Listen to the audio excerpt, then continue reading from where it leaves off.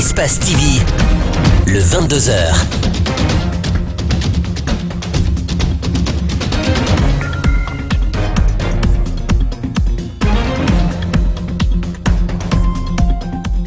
Bonsoir, c'est l'heure du journal sur Espace TV. Voici tout de suite les titres. Célébration de la journée internationale de fin de l'impunité pour des crimes commis contre des journalistes. Journée instituée en 2013 par les Nations Unies après l'assassinat des journalistes Ghislain Dupont et Claude Verlon. La Guinée gagne des points dans le rapport Doing Business 2018 de la Banque mondiale. Qu'est-ce qui explique ce résultat? Précisons à suivre avec Macky Sall. Enfin, cérémonie d'hommage à New York après l'attentat qui a fait 8 morts et des blessés. Le présumé auteur dit avoir agi au nom du groupe État islamique. Voilà pour les titres. Bienvenue à tous. L'humanité célèbre ce jeudi 2 novembre la journée internationale de fin de l'impunité pour des crimes commis contre des journalistes. Elle a été instituée par les Nations Unies en 2013 suite à l'assassinat des journalistes Ghislain Dupont et Claude Verlon dans le nord du Mali.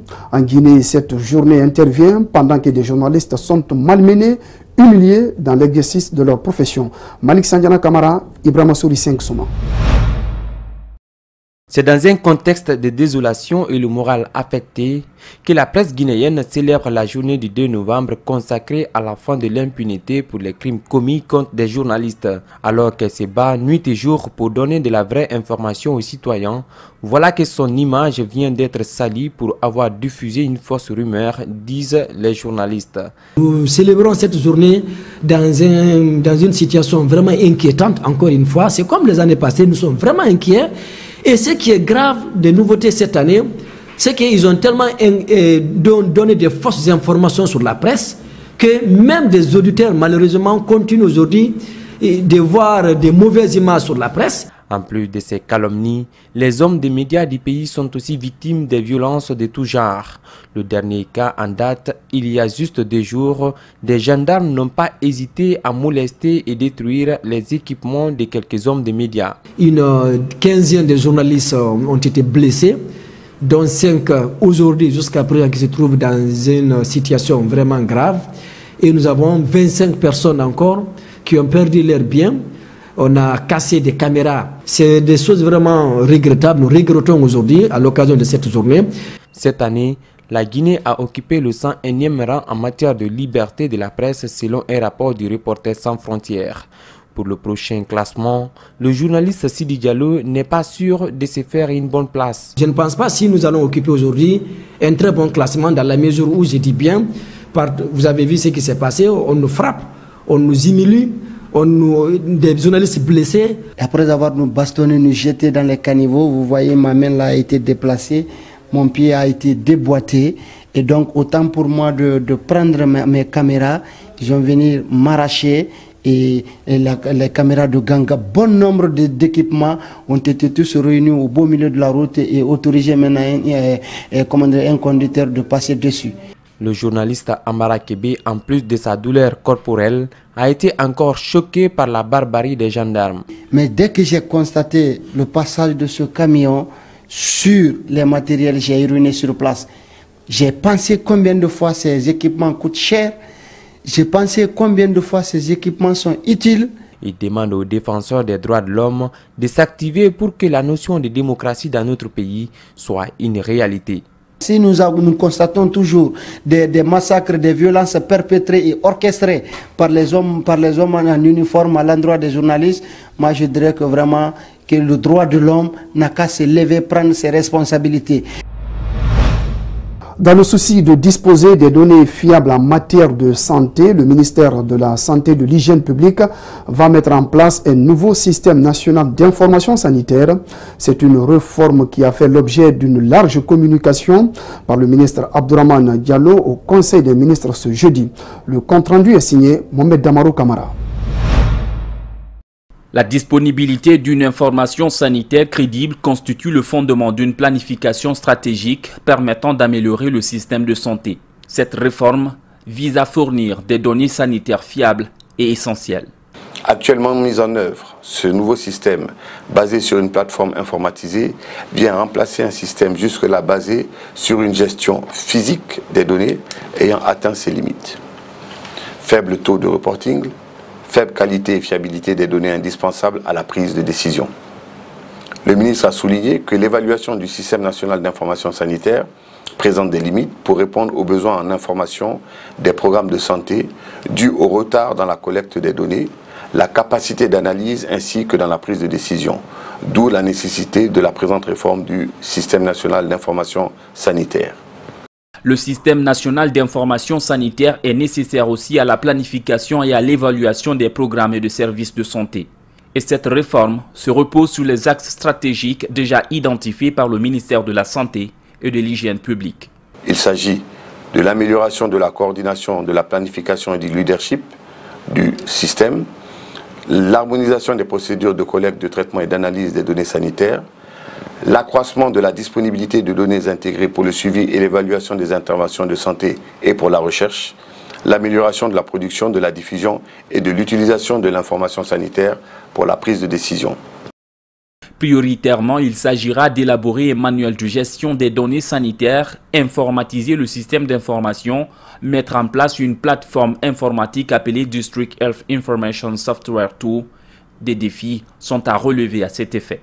Faire disparaître les systèmes parallèles, assurer l'appropriation du DHIS2 par les programmes et gestion du système par tous les acteurs publics et privés du secteur de la santé, garantir une connexion Internet de bonne qualité, notamment par la fibre optique, et une source d'énergie pérenne, renforcer les capacités des techniciens nationaux afin de les doter d'outils nécessaires pour la gestion du système DHIS2.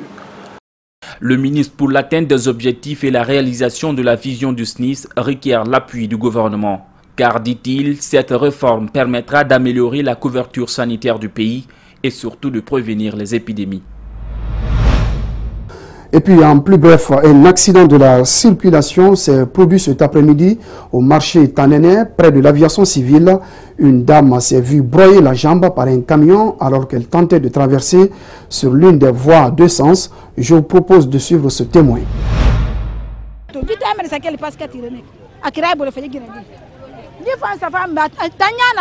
Elle quittait de l'autre côté où on vendait les pastèques. Elle n'a pas vu le camion, son conducteur l'a trimballé jusqu'ici. Elle a vomi d'abord et je n'ai pas pu regarder la suite. Je demande aux autorités de changer la voie à deux sens, sinon les gens continueront à mourir.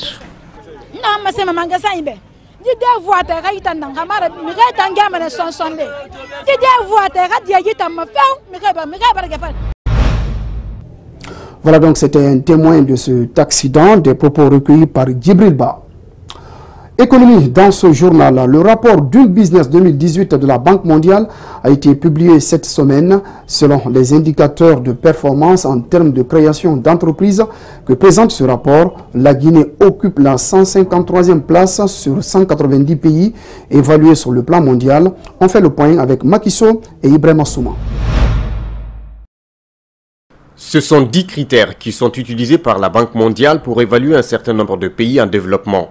Pour ce rapport de Doing Business, la Banque mondiale annonce des performances que la Guinée a enregistrées en matière de création d'entreprises. Une nouvelle qui est bien accueillie par l'Agence de promotion des investissements privés.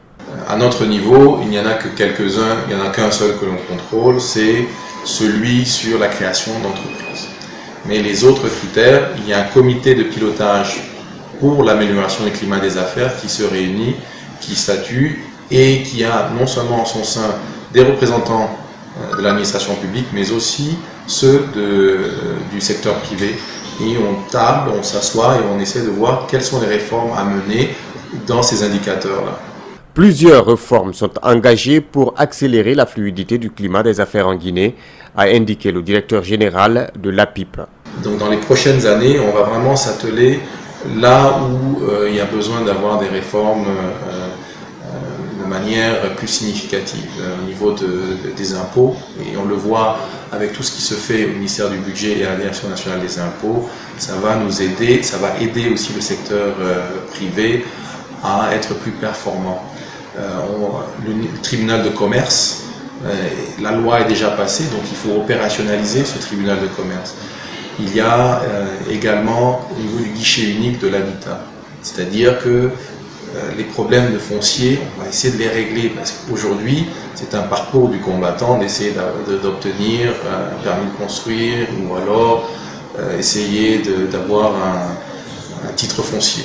La Guinée a gagné 89 places sur l'indicateur d'obtention de permis de construire et occupe la 75e place au monde.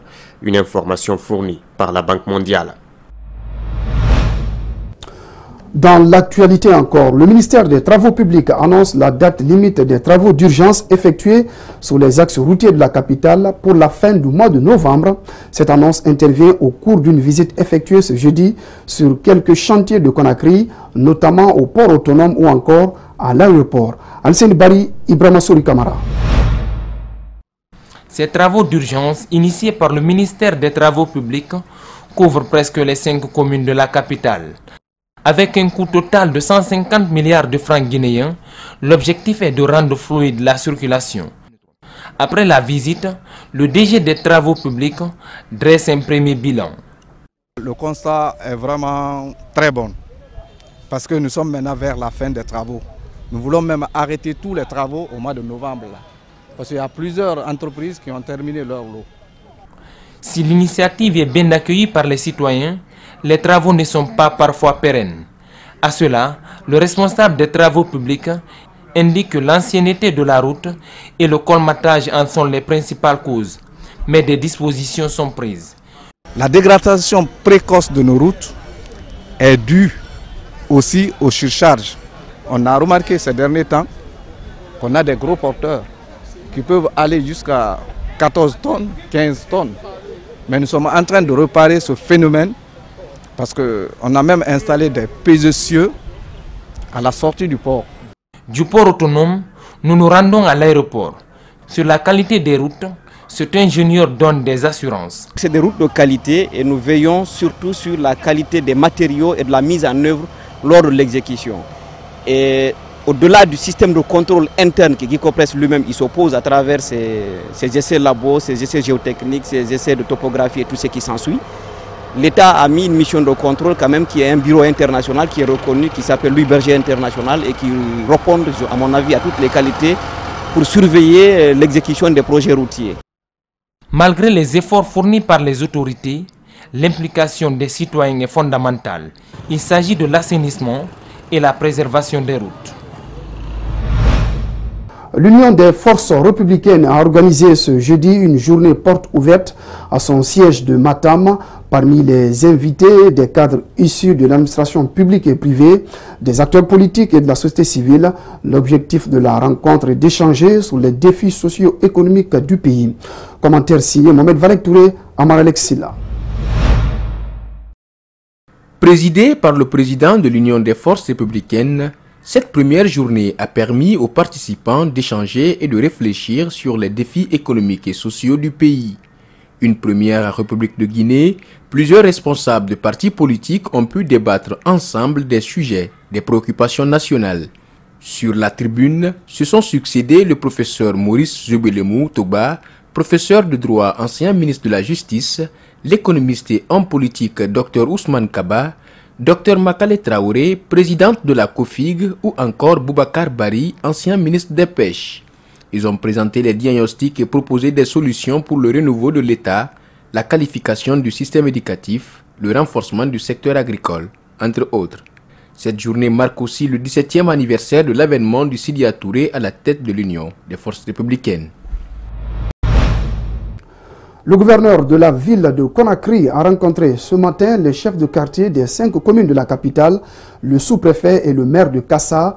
Objectif, les responsabiliser pour la réussite de la Semaine nationale de la citoyenneté et de la paix. Mariam Fodé Kamara, Abdoulaye Kamara. Il était question pour le gouverneur d'expliquer les messages sur lesquels ces responsables doivent conférer avec les citoyens à la base. Une manière de les impliquer dans la sensibilisation sur l'importance de la paix, de l'unité nationale et de l'amour du prochain. Pour le bienvenu, ce qu'on avait dit, nous avons demandé aux chefs de quartier de transmettre le même message de comportement citoyen autant pour moi, à toute la population de Conakry. Chacun en ce qui le concerne dans les quartiers, dans les familles et au niveau des communes. Ces responsables s'engagent à véhiculer les messages tout en posant aussi des actes. Nous pourrons très bien le faire parce que c'est notre vie, ça. C'est la vérité. Je suis guinéenne. Je suis né ici, je mourrai ici, si Dieu le veut. Donc tout ce qu'on me dira ici, si c'est l'intérêt de la Guinée, je suis prêt à 100%. On est toujours avec les citoyens, nous nous battons, on nettoie. J'ai des jeunes d'ailleurs, on les suit matin et soir. À chaque fois que moi je suis en communication avec ma population, je dis qu'il ne s'agit pas de dire je suis guinéen, il s'agit de montrer réellement que tu es guinéen. Aimer ton prochain, d'abord c'est ça d'abord, que le Guinéen aime son prochain.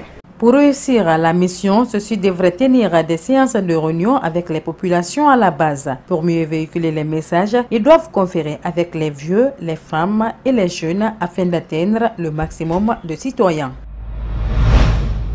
Fin des travaux des journées médicales, les participants au cours de la 7e édition sont parvenus à formuler des recommandations, parmi lesquelles l'on retiendra le renforcement des capacités des ressources humaines, l'amélioration des soins sanitaires et la construction ou la modernisation des infrastructures sanitaires.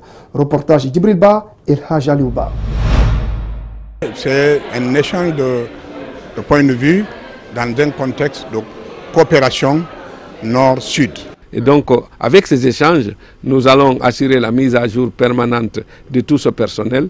Des journées médicales arrivent à leur terme. Les participants disent avoir acquis des connaissances, mais aussi ils portent un salut sur la qualité des échanges entre professionnels de la santé. Le débat était vraiment intéressant. On a eu beaucoup de connaissances sur plusieurs pathologies comme la santé maternelle, l'odontostomatologie, la chirurgie et aussi la santé infantile. Je pense que c'est des recommandations fortes pour que la Guinée s'aligne sur des approches de traitement très qualifiées.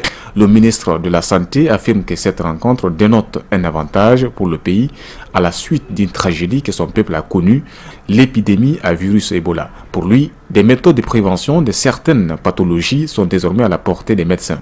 Le plus important, c'est de saisir l'opportunité du moment, les sujets du jour, les mettre sur la table, les discuter, échanger avec les enseignants-chercheurs venus d'ailleurs et discuter des perspectives. Les journées médicales sont organisées chaque 2 ans. Cette édition trouve sa particularité sous l'écrit et la lecture numérique que de nombreux médecins ont estimé indispensable dans l'ère de la mondialisation.